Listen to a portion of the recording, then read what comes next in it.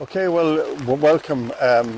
Sorry for the delay but you won't believe it. It's teeming down from the high heaven, and we had to change our plans. So we were thinking of postponing this, but then we decided we'd go ahead, and we were using some of the artifacts that are around. So we're filming from under a bridge, looking out to the canal under Louisa Bridge, which was built in 1794. So we have to thank back to the 18th century to give us the ability to hopefully present half of what we were hoping to do.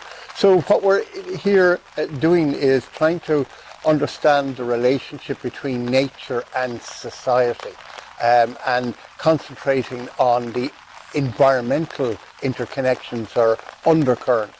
And we're just on the outskirts of the Leixlip, and so what we want to do today is to talk about, one of the crucial relationships that Leixlip has is with water, and today is a living proof of it, as it's the sublime forces of rain are absolutely thundering down and have been for quite a while.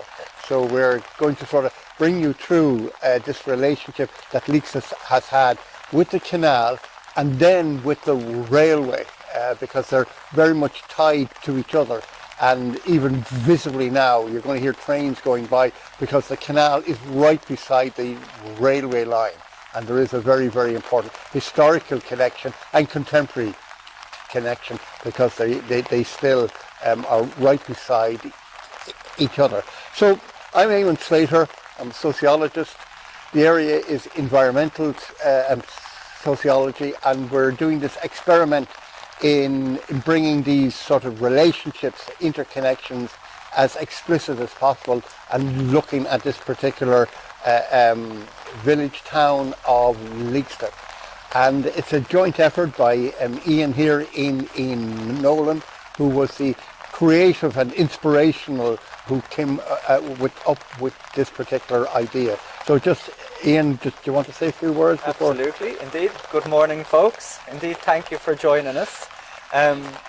What was it? Indeed, yes, it is a pleasure to be here. My name is Ian Nolan, indeed. What was it? And this is the Undercurrents project, a social and environmental story of Leixlip, indeed. What was it? And I was born in Leixlip, so this whole and a lot of memories in the area, a lot of stories and so on. And this whole project was actually based on my thesis research into the infrastructures that exist in Leixlip, how they've co-produced what we could call the natural world and the human world, or the human and non-human world.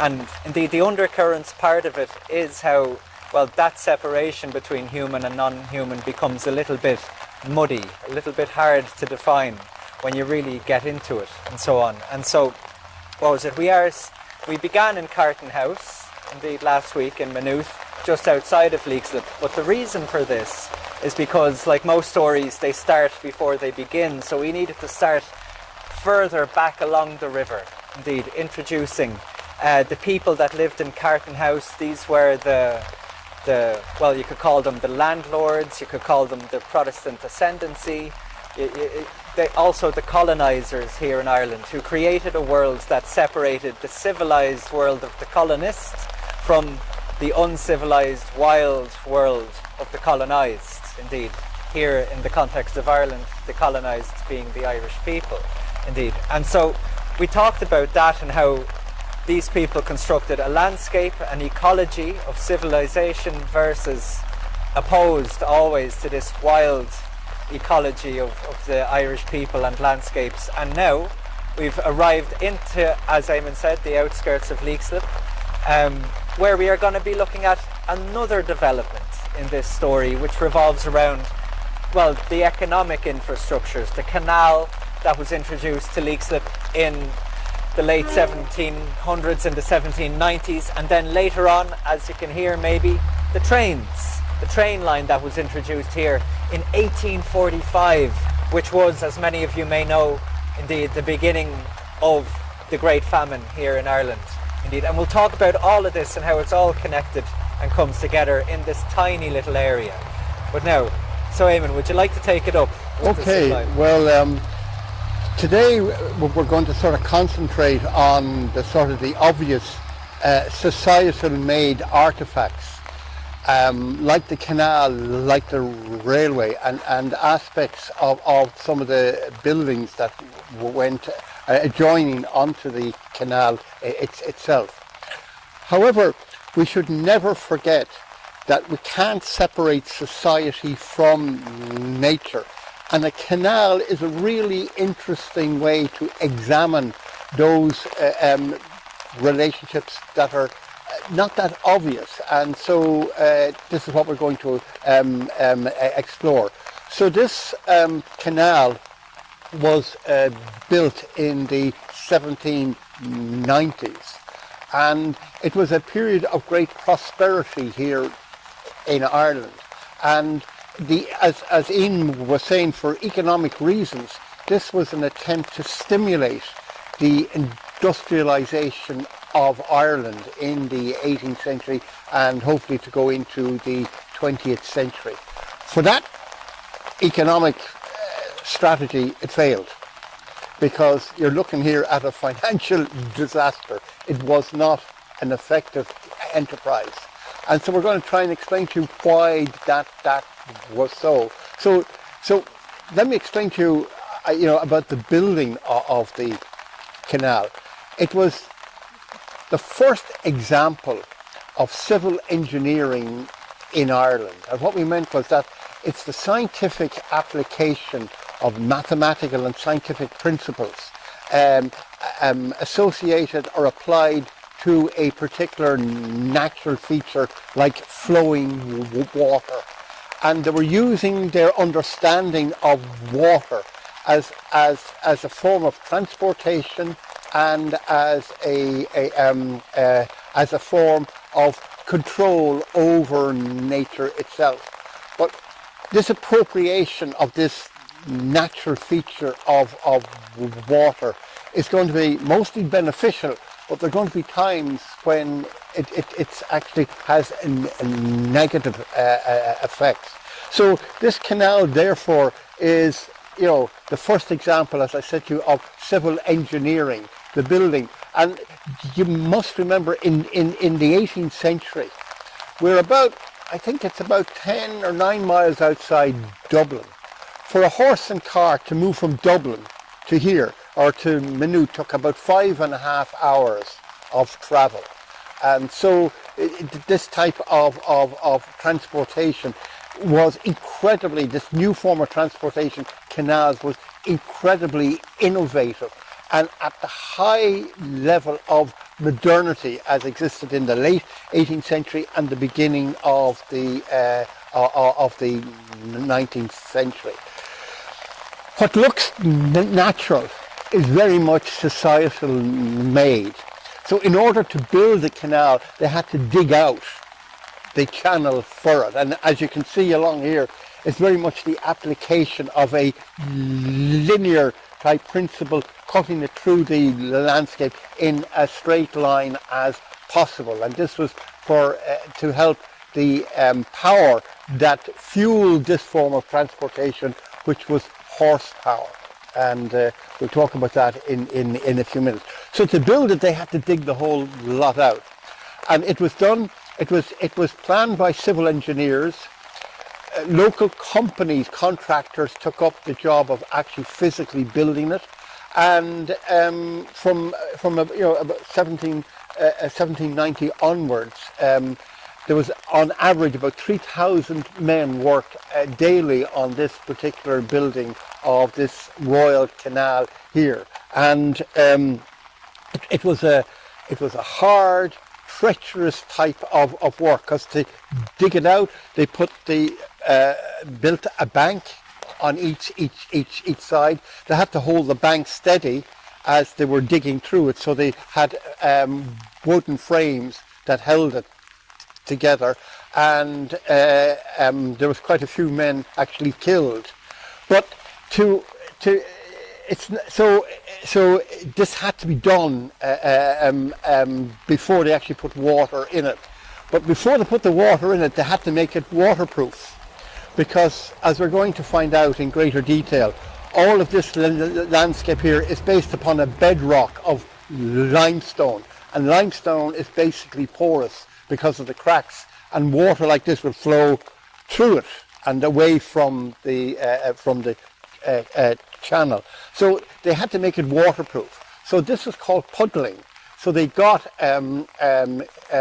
clay, very sticky clay, marl or a yellow clay, and they squished it together and put a whole layer on it, right way up to from the bottom right way up to the sides, to hold the water in.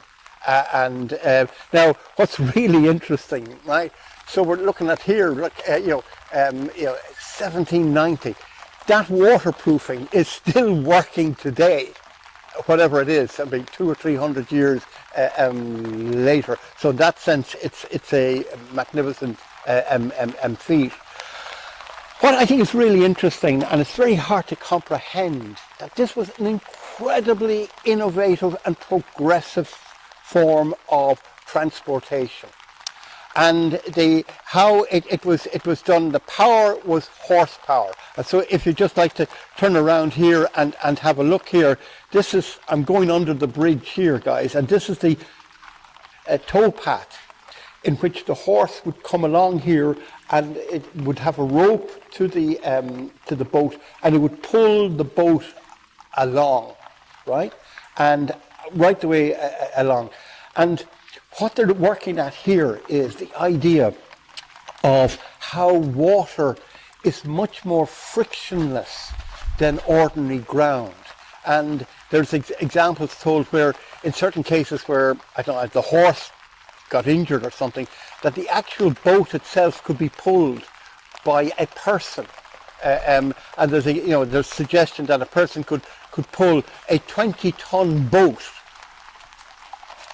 by pulling the rope and pulling it along by the water. So they're using the physical structure of the water as a form of transportation. Yet, in order to do that, the water level has to be flat. Again, the linearity. To do that, going through a landscape which naturally is undulating, they had to build locks. I think there's 48 locks on this. In certain places they had to dig through rock in Clonsilla. And then crucially, just up the way here, just beyond the horizon here, they had to build an aqueduct. And they started the aqueduct, I think, in 1794. It took them 6 years to build it. And it was reputed, it's 85 feet high from the water level right the way up to the top of the aqueduct. Reputed to be the biggest one in the world at that stage. So there was a engineering marvel in its day. And but to keep that flat, they had to do quite a bit of work. And the major problem with canals are leakages. And there's one stunning leakage just up there as well, where the water has burst out and it forms a waterfall, which is quite spectacular there. So leakages. So the canal then ran from Dublin to Mullingar, and there was a spur off to Longford, the major source of water was Loch Owl near Mullingar, which this is an example. But one of the interesting things that you notice is the lack of flow or movement within the water itself. And later on, when we're going to see the Rye Water River, it's completely the opposite. So it's this passivity, this flatness that's crucially achieved in this form of engineering. So it looks like it's so calm and hospitable, that there isn't a danger. But there was. In 1845, on the 27th of November, one of the passenger boats here that were sailing up the canal ran aground and capsized in Clonsilla with 54 people on board, and those 54 people on board fell into the water. 15 of them were drowned, and 2 of those 15 people were kids. So disasters did occur. Now, the amount of traffic that went up and down here is itself worthy of mention, because there were at least 2, if not 3, public-owned boats that went up here. One was the Camden and the other was the Longford, and these were sort of passenger boats that brought up. But the main form that was transported here were goods. On average, about 80,000 tons of goods went up and down this canal. But, and this is hard for us to fathom, about 40,000 passengers a year went up and down this. And the price of it to go from Leixlip to Dublin was 1 shilling and 1 pence first class. If you were second class, you paid 6 pence for that same journey. It took about 4 hours, quicker than going by cart and the Bianconi coaches, etc. But there is a sense of luxury as well on these passenger boats that went along here. You could dine on them, and you could buy your meal and eat it as you went along. There were a number of hotels that were based upon the canal where you could stop, break your long journey, because to get to Mullingar from Dublin took, and this varied, the evidence either took 8 hours or 12 hours, but you could stop off and spend the night in one of these hotels. And there was a planned hotel to go here, but it was never built. And the problem was, to build the aqueduct was so expensive that they put in a toll collector's house there that had a gate that charged any boat to go up and down. And the reasons for this was an attempt to pay for the aqueduct, but it basically failed. And the reasons for the failure of this particular form of transportation is coexisting now right beside this particular canal, and that's the railway. And the first railway journey in Ireland was in 1832, that went from Conley Station out to Dunleary in 1832. And that had a major impact on not just the movement of people, but also their perspective on reality. And we'll just talk a little bit about that in a minute. So in 1845, the railway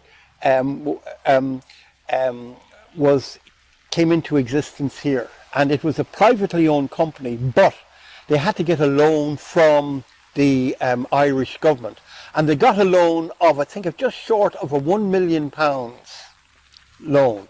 And the reasons for that was to build the railway, but also the other crucial thing was to buy the canal, because their plan was, and it was a pretty good plan, drain the canal, put in the railway line and run it right the way through the railway line. But the government said, no, you have to have both the canal and the railway simultaneously. So they refused to give them the money unless they kept the canal going.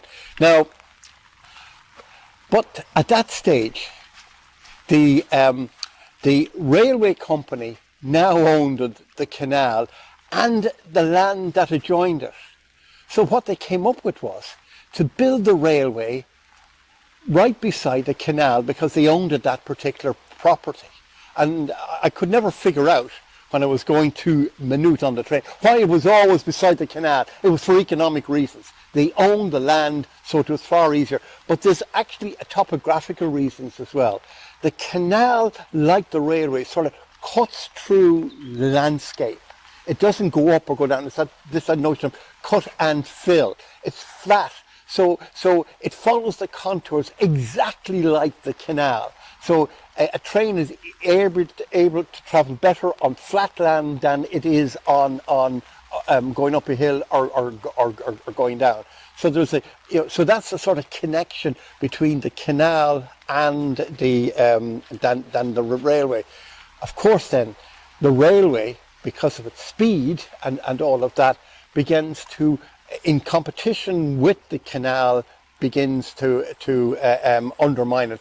And I think about 1850, there was only about 30,000 tons of cargo being shipped up and down the canal. Most of it was being now transported by the railway. And the railway company was called the Midland Great and Western Railway Company, that ran from Dublin to Mullingar and other parts up in close to the border, but always within what became known as the 26 counties.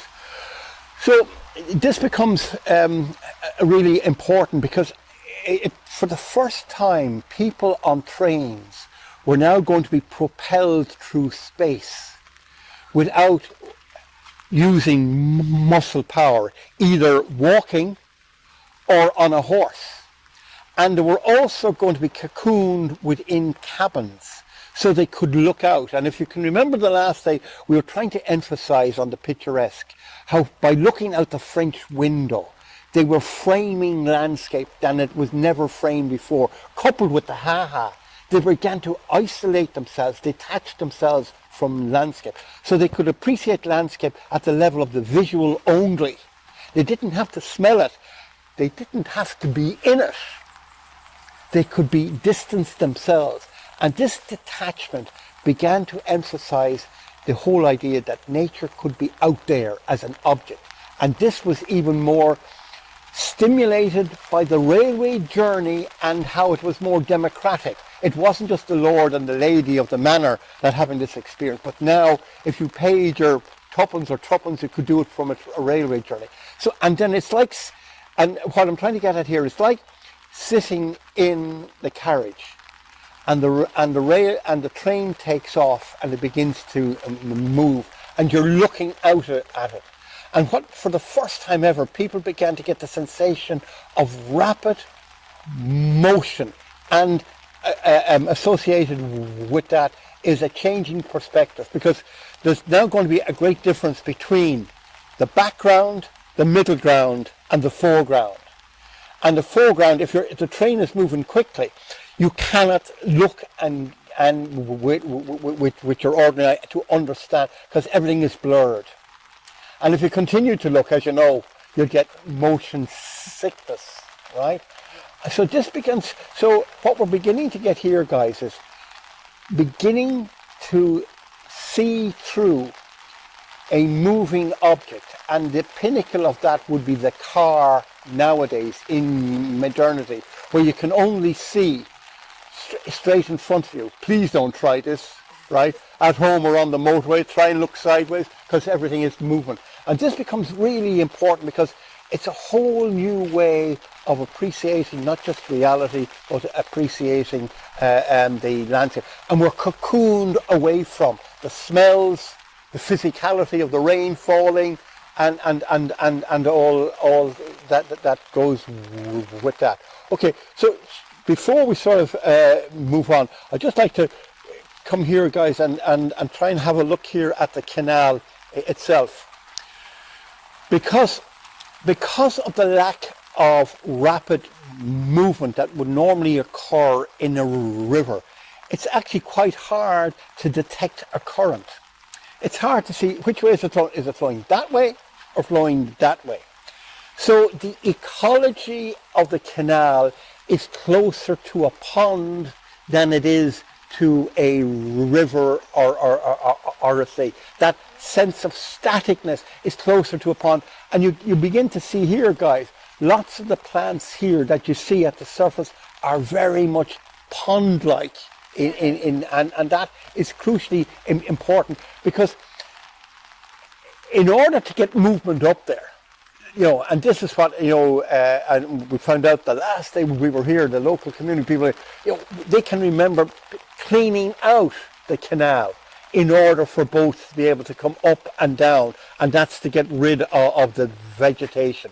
But it also has crucial effect on the local animal life, not just on it with regard to otters and fish, and as he can remember fishing down here and catching various types of fish here. So it's in that sense it's a local amenity. But there's even more subtlety. Up beyond there is a sort of small enclave of what's called grass wetland, incredibly unique in biological and ecological terms. And there's one particular butterfly that seems, and moths that are unique not only to this plot here, but nearly in Western Europe. And one of the reasons why they're able to survive is as they lay their eggs in the canal and breed, in the canal, and then they come up, then metamorphosis as butterflies, and then fly into the terrain here. So it's crucially this man or society-made construct now has ecological consequences for sort of the unique features of the flora and fauna of the area itself. We were talking the last Tuesday to some of the local people here, and a feature they couldn't remember is how the canal could freeze over, while the Rye River never froze over. And they can't remember people actually walking on the canal, but they can actually remember ducks walking on the canal. And that ability to freeze must have had a sort of a mild climatic effect in the sense of maintaining coldness, while the Rye River itself, which we will look at the next day, is fast flowing, would never freeze, would never freeze over. So I just want to, can we pull up one of the shots, okay? Yeah. So I just want to show you, so there's a major problem here now, guys, in modernity. What do you do with something that's incredibly significant as a visual phenomena, like a canal? And if you wanted to have a look here, this is a illustration there of what was called the Collector's Toll House. And this was built in the late 1890s as a way of trying to pay for the aquifer, which is right underneath it. And you can see how it has been, absolutely ruinous in its present day, or up to fairly recently. So during the 1970s, there was some discussion made by the local community of creating it into a heritage centre.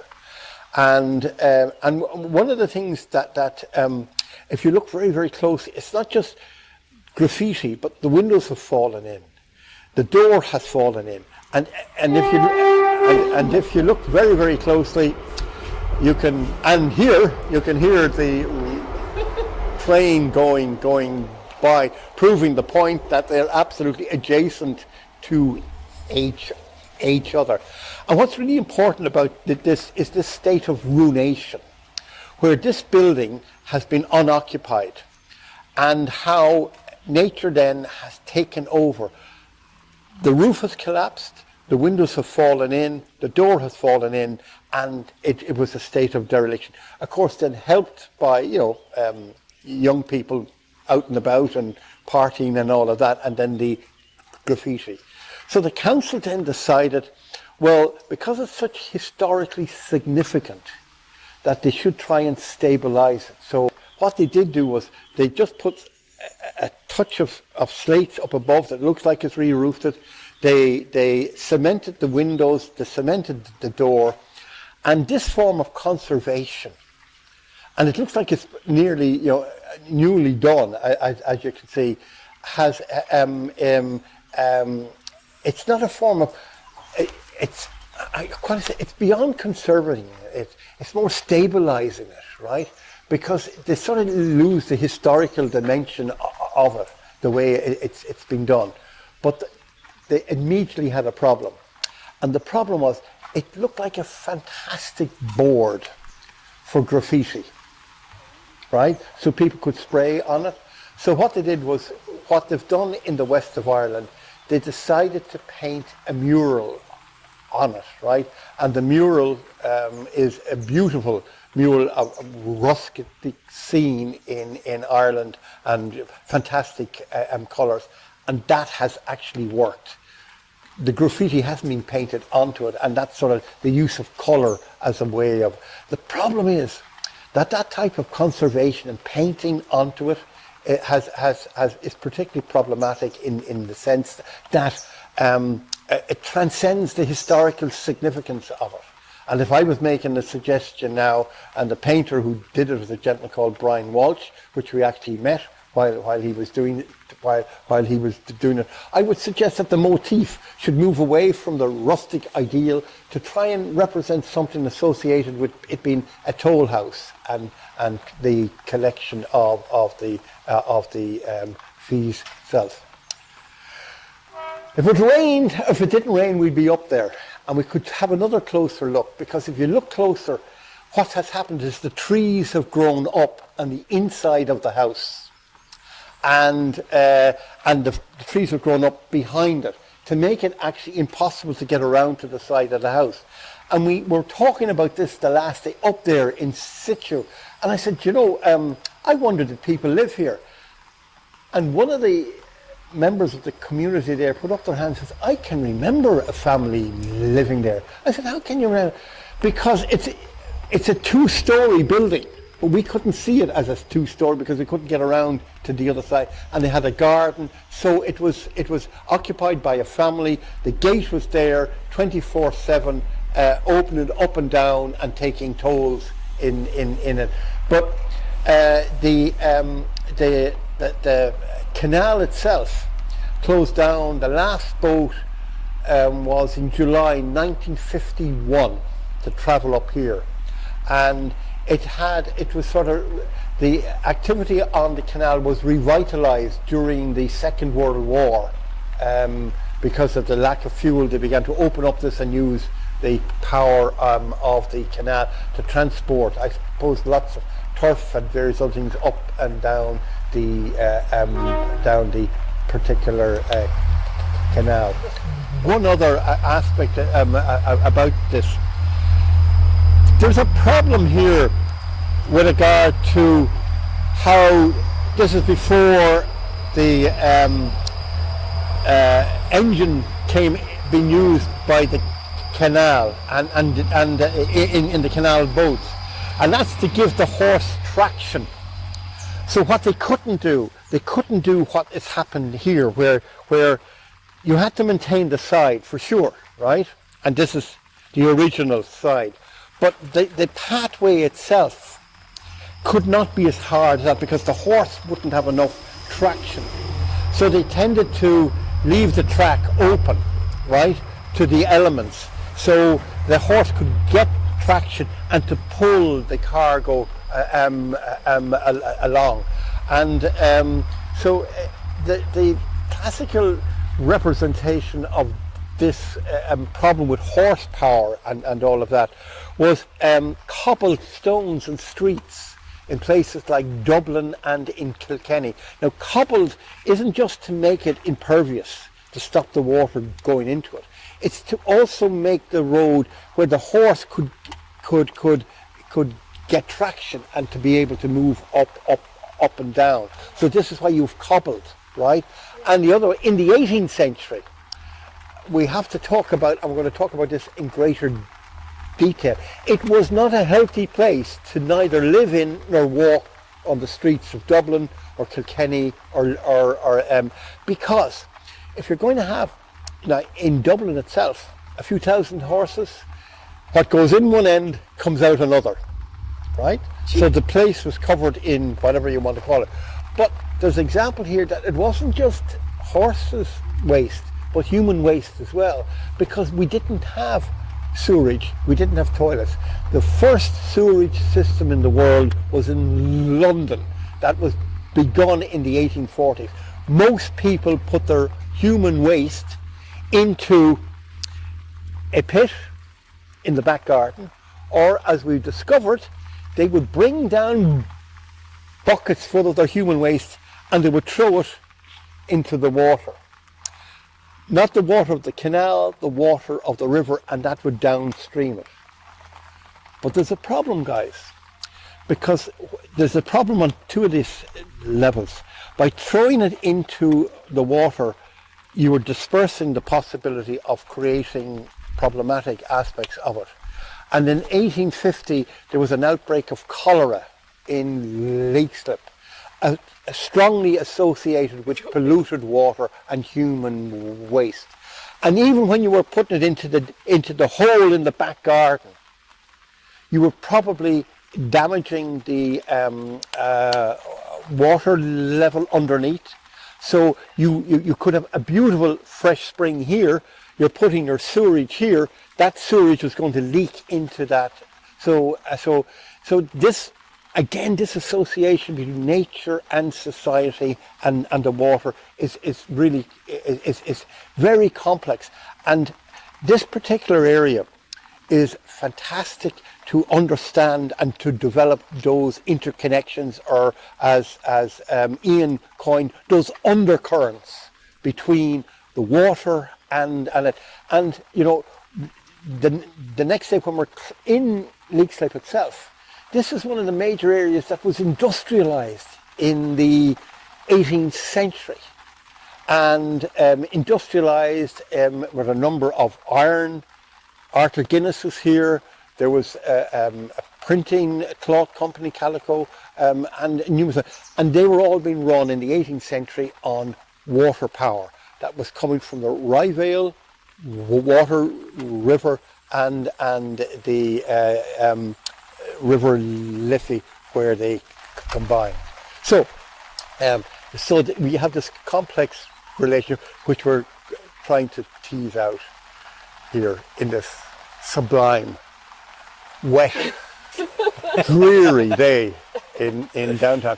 And what I actually, as a real contradiction here, guys, Leixlip was a tourist location, and the next day when the weather, the forces of nature will allow us out, we're going to examine how Leixlip became known as a spa town.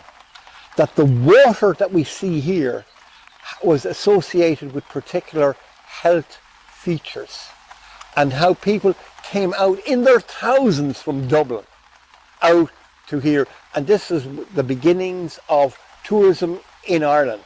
People weren't in Ireland coming out to get sun-kissed holidays.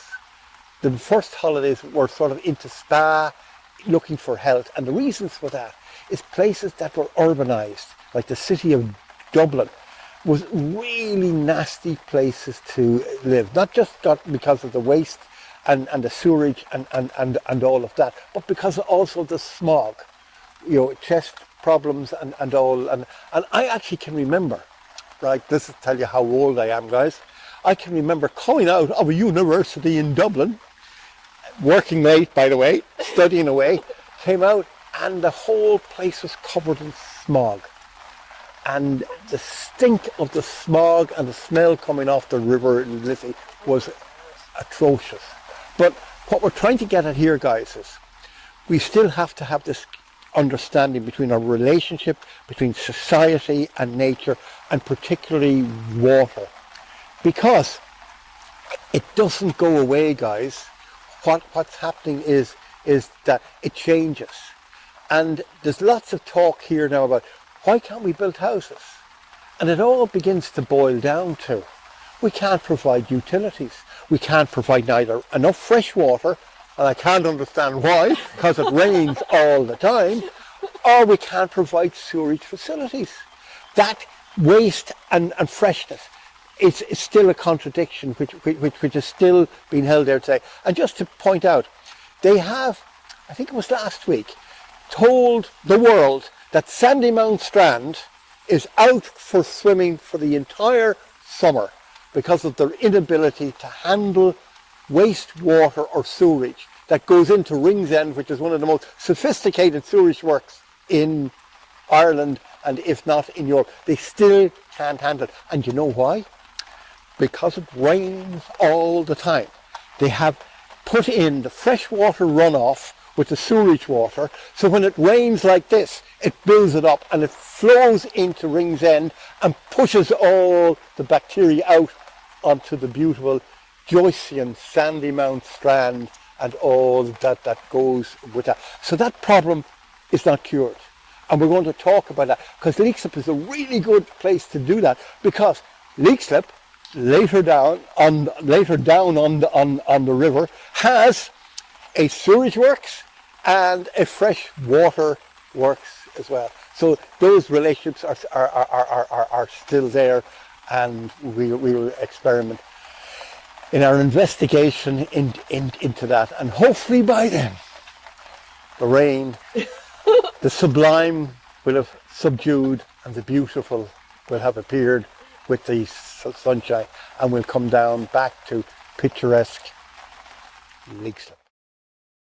All of this stuff that Eamon has described, like these lines of infrastructure, the canals, the train lines that literally sliced through the landscape, what these were basically trying to achieve was to connect greater distances over shorter periods of time, oriented always towards profit. And the people that were building these train lines, and these train lines themselves, for example, also produced a certain subjectivity, a certain way of seeing the world, which was straight thinking, straight talking, logistical. And the power and the force and the voice of these people it could force the human and the non-human into shapes, forms, rhythms, new shapes, new forms, new rhythms that would cut off other worlds, that would cut off other timelines, that would cut off other sentences. Indeed, many a time when we were here with the group earlier in the week, the train, this ongoing inheritance from this industrialisation, it would pass us and it would literally cut us off mid-sentence and we wouldn't be able to speak. This is the effect of infrastructure. It repeats and it extends its effects over time. And while these canals and trains allowed for this incredible expansion in economy, which was oriented to, generating wealth for specific people who in the context of Ireland were very specific people, they were the colonisers, the British, while it was doing all of this, concomitant to that, in tandem with that, we had all of these social and ecological consequences. A lot of the plants that you see scattered along here, you'll find different brambles, bushes, you'll find different kinds of plants that were transported with the boats, with the trains, from all around the British Empire, indeed. And one plant that you find along canals, particularly here in Ireland and around Europe now as well, you will find Buddleia, which was transported here. You can't see it right now, it's too hard to make out in all the midst of this, but we know it has the butterfly bush. It's got these lovely long purple, often purple, fluffy looking flowers on them that attract butterflies. This was transported to the UK in, I think it was 1774 from South Chile, and it was brought over as a very attractive garden plant, favoured because it attracted the butterflies. This plant, it broke out, it escaped, and it started to take root and adhere to the edges of canals, to wastelands, to old buildings and factories, and it started to damage and destroy them. And even today now, the Buddleia is referred to as a noxious weed. It's described as an invasive species that is a threat to society itself, you know, for what it can do. But you see, the thing is, we know this from the Amazon basin right to the Rye Valley. What is the invasive species? You know, is it the plants that are swept up in this expansion of trade, or is it the things that are pushing it forward? Like, for instance, right here next to us, we do have the Intel manufacturing plant as well, indeed. And it arrived here, and it's prompted a complete change in the infrastructures, the roads, the development of the train line again. Indeed, it's led to the expansion of the housing estates that we'll be visiting next month. So, indeed, yeah, the question always in my mind is, what is the invasive thing, so to speak? But the consequences of this, we will be talking about it when we come back, because there is a very important connection that we haven't been able to discuss here, which is the connection between this canal, indeed, and even the train line, and what became what we know as the Great Famine here in Ireland, indeed, because this era of steam and speed, what was increasing with that as well was a violence and a destruction that has been spread around the world. Indeed, what was one of the first great displays of steam power with the British Empire was a steam engine, a steamboat that went off, indeed, to sailed up the Mediterranean and bombarded a city known as Acca, which is now found in what we know as Palestine, indeed, because back then in 1883, trying to establish a trade route, another line through what we now call the Middle East, indeed. So you had the bombardment of Acca in Palestine, and then you had also the conditions of the workers in the coal mines getting the coal for the steam, indeed. So incredible poverty and degradation, and then as well with that, you had the pollution, the illnesses that came with it, the pollution that is now a symptom of the climate change itself. And then in Ireland, the shape that it took was indeed the famine, indeed, as food continued to be exported from Ireland to feed what was the Industrial Revolution in England. And we will talk about all of that, indeed, next time when we talk about the famine and infrastructural death. We are also going to find another aspect to this, how people found resilience, how people endured and survived throughout all of this destruction, how they have done it historically and how they continue to do it today. Because just like the plants and the weeds that are adhering to these edges of the infrastructures, in the cracks between these infrastructures, you have incredible resilience, creativity, which are survival strategies as well. And we will find that down there with the Leixlip Spa, where we can talk about the relationship between the spas, the wells, the trees, the folklore of the people that existed here, and the stories that have, you know, been told and retold, echoing over time. So we have a lot to talk about next time.